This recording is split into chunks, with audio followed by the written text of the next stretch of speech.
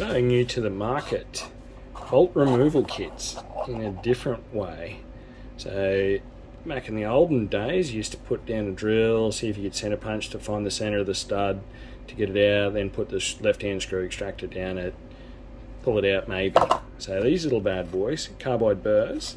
So first step's this fella. Can't get it out because I'm a see on the top it's flat. So you put that down an M8 hole or an M8 thread, and that'll flatten out the top one, flatten out the stud, sorry. Then you put down this one, which is the round, which is like a little tip on the top, so you can get the center of the stud perfectly in the center to put the left-hand cobalt drill down. So when you pull that down, chances are you'll probably get it out with that because you'll be in reverse and you'll wind it out, and then screw extractor if all else fails. Pretty cool.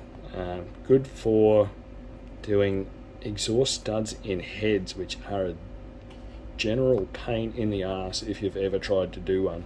So this will be the new go-to, I think, to do that. So they come in M5, M6, M8, M10, M12, I think, and you have to buy a specific size for each one.